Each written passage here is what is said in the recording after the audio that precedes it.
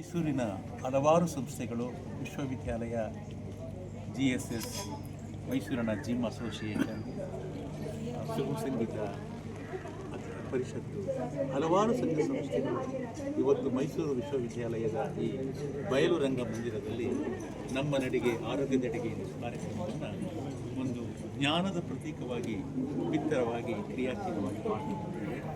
ಇವತ್ತು ನಾವು ಒಳಗೊಳ್ಳಬೇಕಾಗಿರೋದು ಇವತ್ತು ನಮಗೆ ಅನಿವಾರ್ಯವಾಗಿದೆ. ಇವತ್ತು ನಾವು ಒಳಗೊಳ್ಳುವಿಕೆಯಲ್ಲಿ ನಿಜವಾದ ಬೆಳಕನ್ನು ನಾವು ಕಾಣ್ತೇವೆ.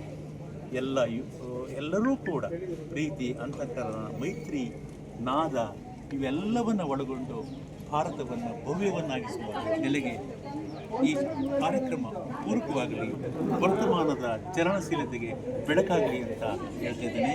ನಮ್ಮ ನಡುವೆ 95 ವರ್ಷದ ಸ್ವತಂತ್ರಕ್ಕಾಗಿ, ಈ ದೇಶದ ಮುಕ್ತತೆಗಾಗಿ, ಬಿಡುಗಡೆಗಾಗಿ ದುಡಿದಂತಹ ಸತ್ಯನಾರಾಯಣ ಅವರಿದ್ದಾರೆ.